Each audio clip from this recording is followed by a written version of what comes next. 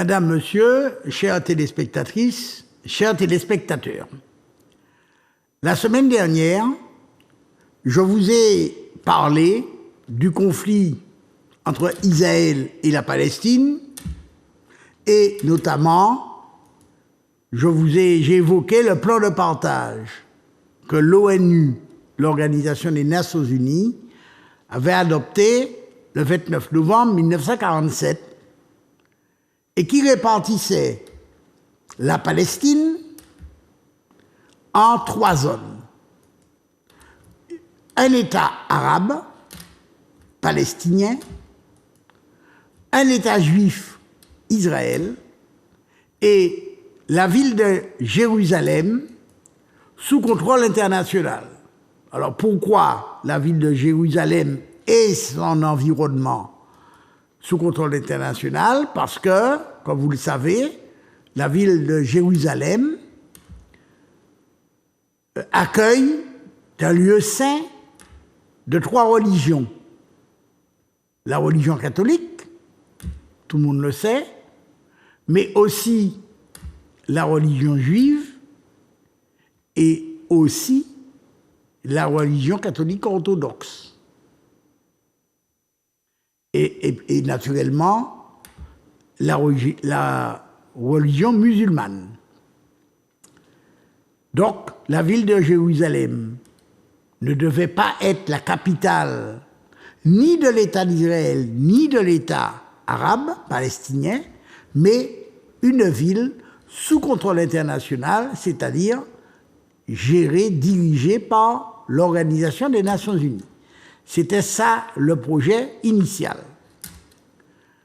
Et je vous avais présenté une carte qui montrait ces différentes zones. Sur cette carte, on peut voir la partie la plus foncée, les territoires qui étaient réservés à l'État arabe, à l'État palestinien.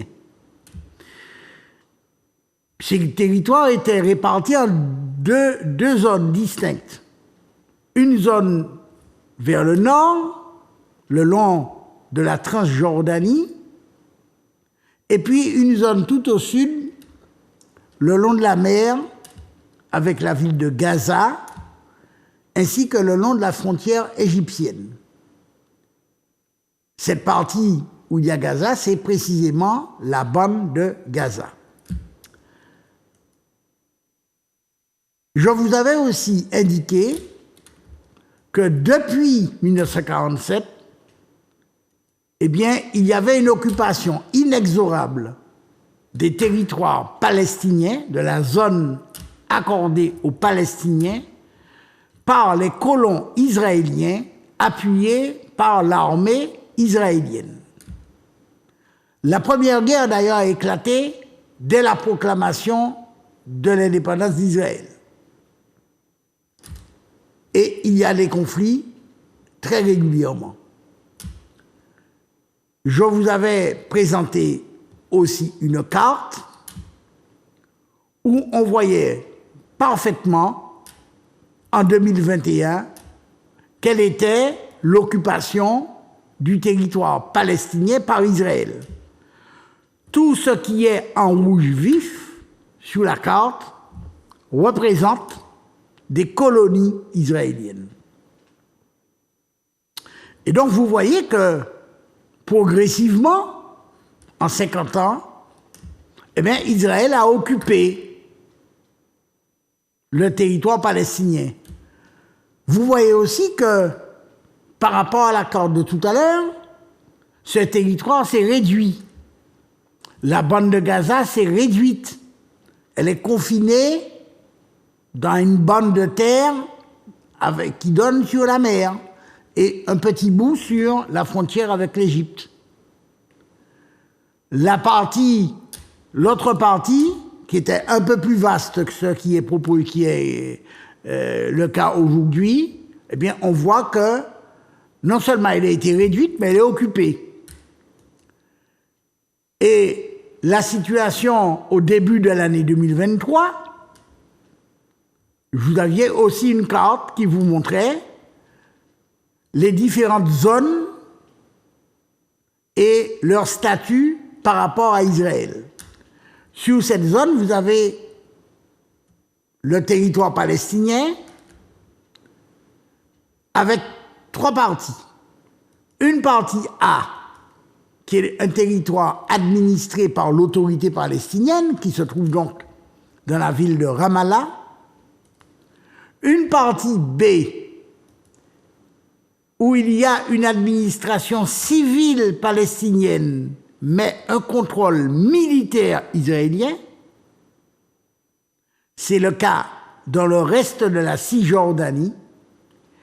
Et une partie C, sous contrôle israélien, devant éventuellement se transformer soit en partie A, administration palestinienne, soit en partie B, administration civile palestinienne, mais contrôle militaire d'Israël. Et puis, il y a toujours les colonies israéliennes qui occupent le territoire. À cela, il faut ajouter une barrière de séparation, un mur, qui fait le tour des territoires palestiniens et qui a pour vocation d'éviter ou de limiter le passage entre les territoires palestiniens occupés et le territoire israélien. Cette barrière, ce mur a été renforcé par des dispositifs de haute technologie, avec donc toutes sortes d'appareillages électroniques pour détecter toute intrusion, tout passage. La zone maritime autour de Gaza, dans la mer, est interdite.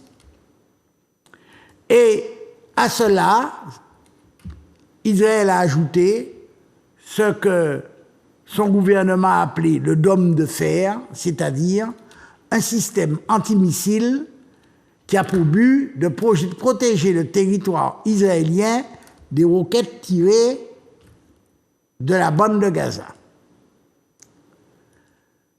Alors, c'est la situation que vivent les Palestiniens. Et ça, cette situation n'a cessé de se dégrader depuis 1947. Donc, ce n'est pas quelque chose de nouveau. Alors, que veut dire l'occupation israélienne? Comment vit-on dans des territoires où il y a cette occupation? Les sources auxquelles je me suis référé sont les sources tirées de rapports d'une organisation non gouvernementale qui s'appelle Amnesty International. Vous avez sans doute dû en entendre parler. Ces sources nous disent, donc elles sont au-dessus de tout soupçon, ces sources ont fait le bilan de 50 ans d'occupation israélienne. Depuis le début de l'occupation en juin 1967, c'est-à-dire lors de la guerre qu'on a appelée la guerre des 6 jours, les politiques les plus impitoyables ont été mises en place par Israël avec des confiscations de terres, de la colonisation illégale, l'expropriation des Palestiniens, ainsi que des discriminations. Alors, dit comme ça peut paraître un problème anecdotique, mais que dirions-nous, nous Martiniquais, si une partie de notre territoire, déjà petit, en surface, était occupée par, je ne sais pas, des gens venus d'ailleurs. Je laisse ailleurs pour ne pas stigmatisé personne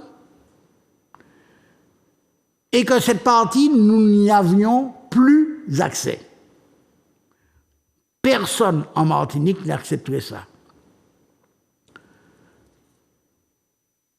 Lorsque dans une commune, je ne vais pas les citer, mais on les connaît, parce que la population est sans doute plus mélangée qu'ailleurs, il se trouve des écoles maternelles, des écoles primaires, où il y a une majorité d'enfants de français. Certains de nos compatriotes font la réflexion.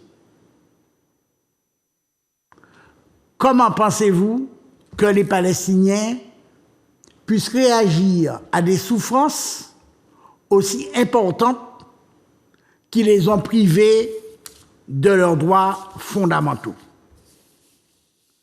Leur territoire est occupé par 600 000 colons juifs.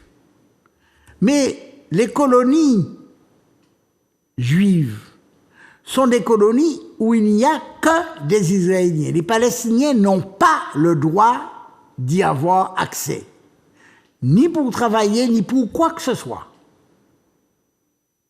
Et donc ces 600 000 colons juifs vivent sur le territoire palestinien qu'ils occupent au détriment des Palestiniens eux-mêmes. 100 000 hectares de terres palestiniennes ont été accaparés par Israël. 50 000 habitations ont été démolies sur les territoires palestiniens occupés. Et donc, 4,5 millions de Palestiniens voient leur liberté de mouvement restreinte chaque jour. C'est une situation que aucun d'entre nous n'accepterions de vivre. C'est le régime militaire d'Israël qui détermine si les Palestiniens peuvent, quand ils le peuvent et comment ils le peuvent, se déplacer pour aller à l'école, se rendre à l'étranger, rendre visite à leurs proches, gagner leur vie, participer à une manifestation, accéder à leurs terres et même avoir accès à l'électricité ou à une source d'eau potable. Imaginez que pour sortir du gros monde et se rendre à Fort-de-France, vous deviez passer 4 ou 5 barrages où on vous demande où vous allez, qui vous êtes, qu'est-ce que vous allez faire, on contrôle vos pièces d'identité, vous êtes fouillés, etc., etc. Vous partez à 8 heures, vous arrivez à Fort-de-France cet après-midi, si vous arrivez. Bien évidemment, cette situation entraîne une humiliation, une peur, une oppression quotidienne. De fait, la vie de ces personnes a été prise en otage. Les 4,7 millions de Palestiniens sont les otages d'Israël. Depuis 50 ans, Israël expulse ces Palestiniens par la force de leurs terres, occupe ces terres et les utilise de manière illégale. Évidemment, au profit exclusif des colons juifs israéliens. Cette situation, évidemment, est très mal vécue par les Palestiniens. Mais à cela s'ajoutent 50 ans de violation de leurs droits. Car vous imaginez bien, chers amis téléspectatrices et téléspectateurs, que ce régime militaire ne se maintient que par la force, par la répression, par la violation des droits des Palestiniens. Ainsi, il faut savoir que les Palestiniens sont jugés par des tribunaux militaires et que 95 à 99% des affaires jugées par ces tribunaux militaires israéliens se soldent par une condamnation. Les colons juifs, eux, les colons juifs israéliens, sont jugés devant des tribunaux civils. C'est donc 2 poids, 2 mesures. Aucune enquête pénale n'a été menée à ce jour sur plus de 1000 plaintes déposées auprès des autorités israéliennes pour torture depuis 2001. Or, cette torture existe parce que dans les prisons israéliennes, il y a des hommes, il y a des femmes, il y a des enfants. 60% du territoire de Cisjordanie, là où il y avait les colonies en rouge, est occupé et contrôlé par Israël. Enfin, pour ce qui concerne Jérusalem, où les constructions palestiniennes sont autorisées, les constructions juives illégales couvrent 35% du territoire. Jérusalem était divisée en 2 parties. Une partie, Jérusalem-Est, qui était réservée aux Palestiniens, une partie, Jérusalem-Ouest, qui était réservée à Israël. Eh bien, la partie palestinienne a été progressivement occupée par les colons israéliens et, pour finir, elle a été annexée illégalement en 1980. Cette vie quotidienne dans les territoires palestiniens occupés provoque évidemment chez les Palestiniens, et notamment chez les plus jeunes d'entre eux, un sentiment d'humiliation, je l'ai dit, une difficulté, pour ne pas dire une impossibilité à accepter ce contrôle militaire, ces postes de contrôle, ces barrages routiers, des routes qui sont réservées aux colons, ainsi qu'un régime général de permis qui transforme en une lutte constante les tâches quotidiennes des Palestiniens qui souhaitent se rendre au travail, à l'école ou à l'hôpital. Bien qu'Israël ait retiré ses troupes au sol dans la bande de Gaza en 2005, la bande de Gaza continue d'être victime d'un blocus à la fois aérien, maritime et terrestre, qui isole plus de 2 millions de Palestiniens des autres parties du territoire palestinien occupé. Autrement dit, ceux qui sont à Gaza ne peuvent pas aller en Cisjordanie. Et inversement. À cela, il faut ajouter la restriction concernant les ressources naturelles. L'eau, c'est la vie, dit-on. La consommation d'eau des Israéliens est au moins 4 fois supérieure à celle des Palestiniens vivant dans les territoires palestiniens occupés.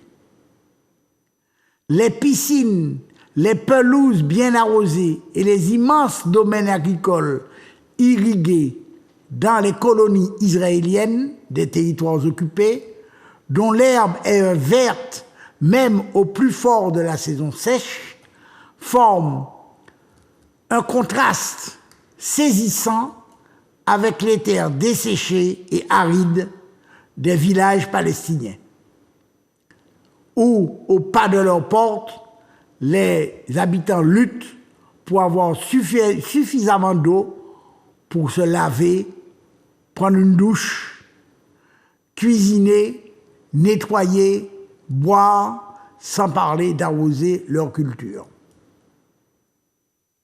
Dernier point, des arrestations arbitraires, des détentions et des procès injustes. Depuis 1967, les autorités israéliennes ont arrêté des centaines de milliers de Palestiniens, parmi lesquels, je vous le disais, des femmes et des enfants, au titre d'ordre militaire qui souvent érige en infraction un vaste éventail d'activités parfaitement pacifiques. Les prisonniers palestiniens font également l'objet de restrictions des visites familiales et leur accès à l'éducation et aux soins médicaux, entre autres, est plus que réduit. À ce jour, la torture n'est pas érigée en infraction par la législation israélienne et les prisonniers palestiniens peuvent, de ce fait, être victimes d'actes de torture et d'autres mauvais traitements pendant leur détention. Voici ce que l'on peut dire de la vie quotidienne sous occupation israélienne. Chers amis téléspectatrices et téléspectateurs, vivre dans cette situation depuis 50 ans est tout simplement insupportable. Bien évidemment, cela ne justifie pas que l'on s'en prenne à des civils désarmés. Mais cela justifie parfaitement des actes de résistance contre l'occupation israélienne. Quant au mouvement de résistance qu'on appelle le Hamas et qui se trouve dans la bande de Gaza, c'est ce mouvement qui a été à l'origine des attaques du 7 octobre dernier, au cours desquelles des civils israéliens ont été tués, maltraités ou pris en otage. Il faut quand même savoir, et les gouvernements des pays occidentaux le savent parfaitement, que le principal financeur du Hamas a été le gouvernement israélien. En fait, la tragédie que nous vivons depuis le début du mois d'octobre n'est pas différente de ce point de vue de celle que l'on a vécue avec Ben Laden.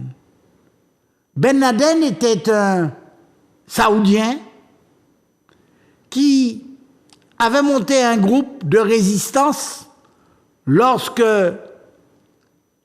il y avait la guerre en Afghanistan avec d'un côté le gouvernement afghan et les soviétiques, c'était du temps de l'Union soviétique, et de l'autre les talibans, les résistants afghans. Et les Américains avaient considéré comme nécessaire et juste d'armer les groupes de résistance et notamment les groupes contrôlés par Ben Laden. Ben Laden était une créature des États-Unis. C'est cette créature qui est à l'origine de la destruction des deux tours, un fameux 11 septembre. Il y a un proverbe qui dit, alors il a plusieurs, on le trouve dans plusieurs langues et dans plusieurs pays. Lorsqu'on crache en l'air, il faut toujours faire attention que ça ne vous retombe pas sous le coin du nez. C'est exactement ce qui est arrivé. Merci.